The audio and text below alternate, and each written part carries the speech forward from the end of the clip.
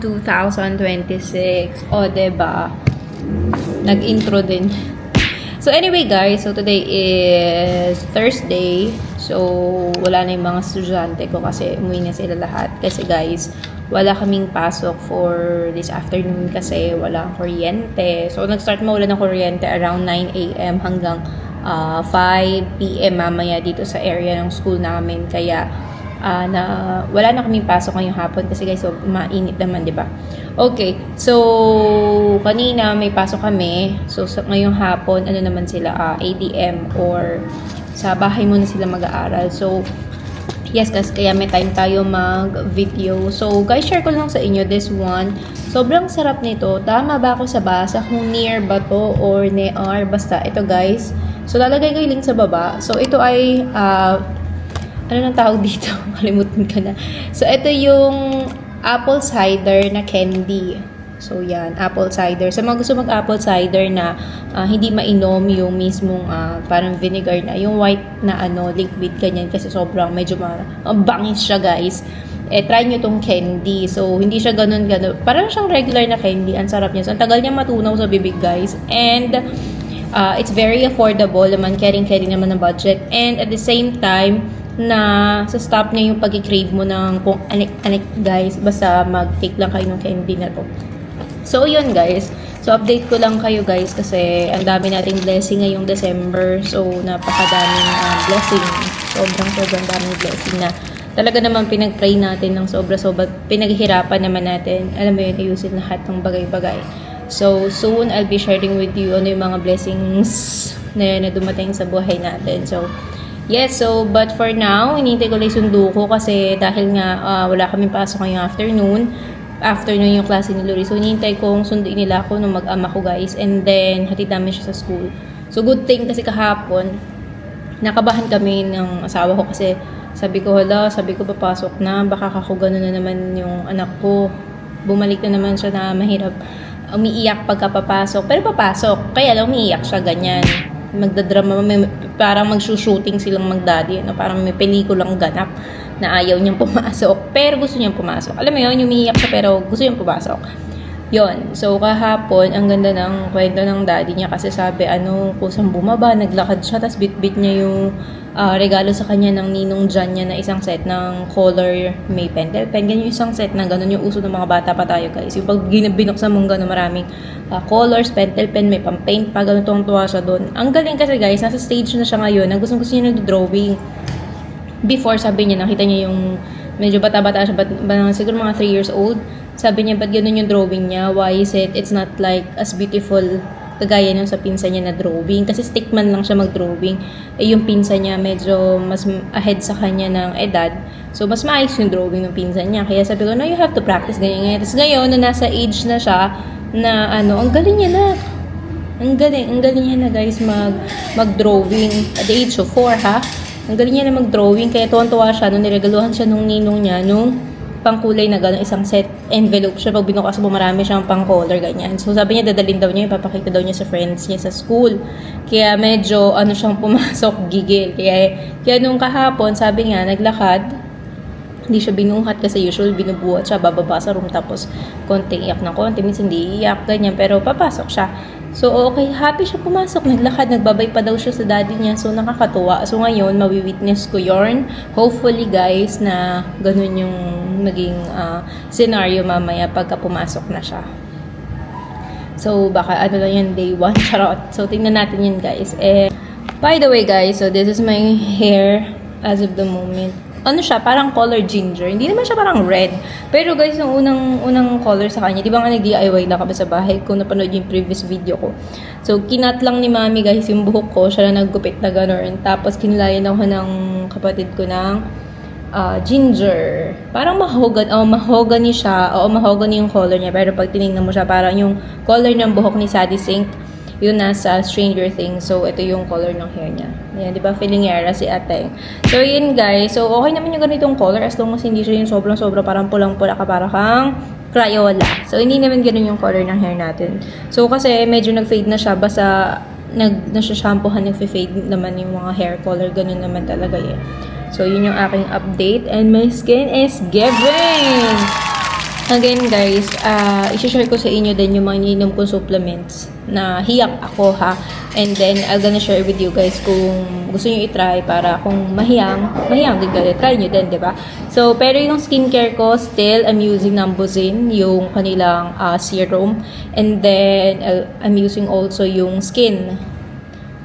Yung set ko na trio na lagi kong ginagamit every single day. Ayan, guys. So, medyo putok na putok tayo ngayon. Para tayong siopaw, no? Kasi, nung bago mag-holiday, medyo lumobo na tayo. Tapos, ang holiday po, medyo paputok na tayo, guys. Anyways, so, yun. Nag-start na ako mag-low carb or no carb at all. And then, I'm preparing healthy meal sana this week. And, yun, na-start ko na siya kahapon. Yes, nag-low carb tayo. Nag-low carb tayo kahapon. So, konting rice lang, ganyan. Tapos, eat lang ng vegetable. Tapos, meat, ganyan. Kasi, guys, mag-medical na kami sa Monday. Mahabal pa ba yun? Anyway. So, yun. Mag-medical nga kami sa Monday, guys. So, yeah, magli-leave ako ng Monday kasi it's an urgent. So, kailangan ayusin. Kasi, guys, yung mga inaayos namin papel, meron siyang deadline. So, sayang pagka hindi siya naayos ASAP. Kasi guys, pagka nag-aayos kasi ko, simula nag-aayos ako ng papel guys, kailangan as much as possible, merong progress akong nakikita. In a way na nakikita kong gumagalaw yung papers. Alam mo yun? So, ngayon, kailangan maaga namin masubmit. Di ba nga guys, may deadline siya. So, kailangan maaga siyang masubmit para just in case na may kulang, may kailangan i-follow up, may kailangan ganito gawin. Alam niyo naman dito guys sa Pilipinas, medyo yung pagkuha ng papel medyo matagal. Kaya bago siya magkapatong-patong ng, alam mo yun, hanggang sa ma-reach mo na yung deadline mo na magko-close na siya, hindi mo pa napapas yung papers mo na kukunin mo dito sa Pinas, inaagapan natin na huwag mangyari yun. Yun guys, kaya sana asap talaga lahat. So, nag-schedule ako agad nung medical namin sa Monday. Although medyo may konting sipon pa ako, si daddy may konting pagaling naman ay ubo niya. And that's the update guys. And update ko kayo sa mga ganap namin sa Monday. Pero ngayon, mag-healthy living muna tayo. At ipupush natin yan ngayong buong 2026 kasi we're not getting any younger anymore. So medyo trentahin na tayo guys. So para hindi natin matikman ang mga maintenance, 'di ba? So kailangan niyo yung pa lang. And lagi ko sinasabi na pero hindi ko nagagawa. Pero I'm very dedicated as of the moment na maging healthy ang aking lifestyle kasi guys, mahirap magkasakit. Lalo na sa mga darating na panahon na alam mo yun, baka sobrang busy, wala mag-alaga, sarili mo lang girl, 'di ba? Alam mo yun, hindi naman inuwi na wala mag-alaga. I mean, syempre para pag may work yung asawa ko, ganyan, para kami lang ni Luri, so wala kang anyone din na mag-aalaga sa'yo. Although nakakatuwa yung anak namin sa batang edad niya, sabi niya, alagaan daw niya kami pag may sakit. Ang galing nun, napakagaling niya mag-alaga. Pag kunyari na anak ka, kunyari akayin ka, gano'n, nakakatuwa, alam mo yan. So, that's the chika and update. And I'll bringing you guys sa aking healthy lifestyle.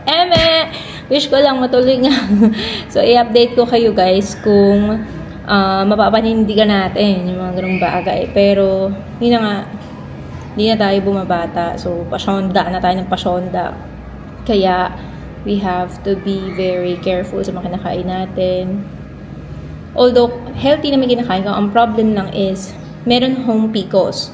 So, yung mga women na may PCOS, mabilis sila mag-weight gain. Yun yung body type ko, guys, ha. Mabagal ako mag-lose ng weight, pero ang bilis ko mag-weight gain. No, halimbawa, 1 week, bira-bira, gym, ganyan. Tapos medyo tipid sa pagkain, ganyan. Pero pag cheat day ka, girl, ng Saturday, Sunday, nawala yung win-workout ko ng 1 week. So, ganun yung body type ko, guys. Although, hindi pa naman ako as classified na para may overweight. Ayoko naman abutin yun, guys, diba? So, mahirap kasing, alam ko na nga body type ko, diba? Mahirap na akong mag-lose ng weight tapos tatargeting ko pa ba yung overweight, diba? Huwag naman. Yun na nga guys. So, yun yung condition na meron ako. So, meron akong PCOS. Ayan. Kaya, mahirap ako mag-lose ng weight. So, ang tagal naman nila. Dami ko na chika sa inyo. Hinintay ko kasi sila eh. But, yun na nga guys. Kasi anong gagawin ko? Paano ko magla-laptop? Alam mo, kuryente, girl. Lobat na yung laptop ko. Pero kapag lesson pa ako kanina guys bago mawala ng kuryente. So, So, yun guys. And I'm very, very blessed ngayon 2026. Sobra. Sobra. Sobra. Kasi ako yung tipo na tao na kailangan meron ng plan A, may plan B ako, at may plan C din ako. Ako yung ganong tipo ng tao, guys. Tsaka, ewan ko ba siguro nung medyo, although nung dati kasi guys, makakalimutin na ako bago pa ako masasarian, bago pa ako ma-anesthesia ng bonggang-bongga. Pero nung medyo nagkakaedad na medyo maano yung pagiging makakalimutin ko. Kaya meron akong mga notes.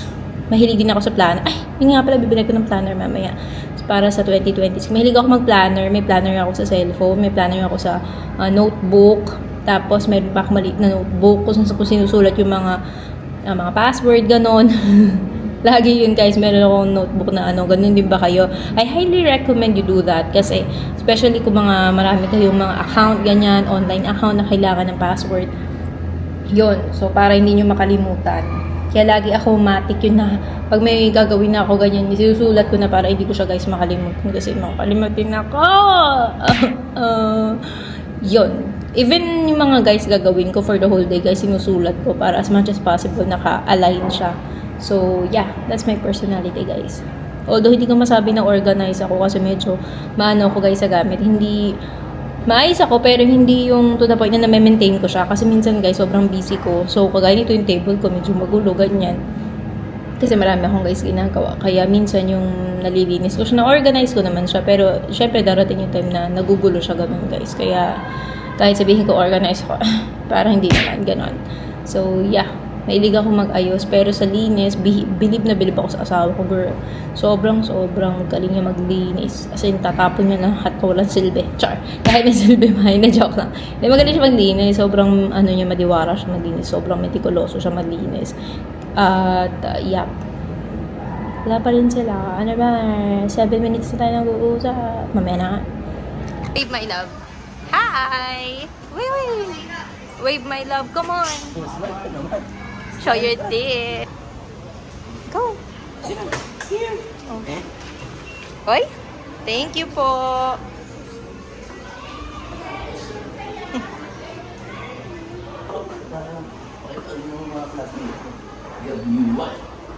Best ever. Hi, teacher.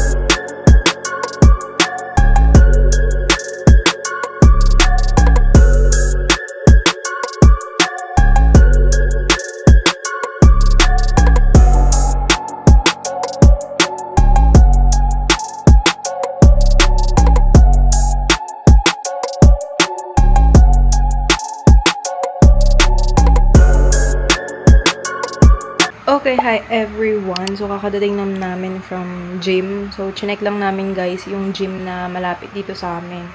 So, okay naman siya guys. Pero, yeah, okay naman. Okay naman yung gym guys. And, pakat ko lang kayo dito. At tayo ay maliligo na guys. So, yan. Day 1. Ay, by the way guys, naka-day 1 ako ng no rice. Tingnan natin kung kaya pa bukas. Pero guys, kumakain naman ako ng mga ulam-ulam ganyan, vegetable ganyan. Kasi nga malapit yung medical namin. So, medyo may ilang araw pa. Kasi guys, siguro ngayon, Thursday. So, nag-start ako Thursday, no rice. Thursday, Friday, Saturday, Sunday. So, may 4 days pa. 3 na lang. So, sa Monday guys, ang aming medical. So, tingnan natin yung result ng 4 days na no carbs. Even bread, siguro bread, konti lang, pero rice, wala man akong rice for those 4 days. So, pag kineri pa, pupush na eh. Pupush natin yan, guys. And, ayoko na. Tigo na tayo, guys.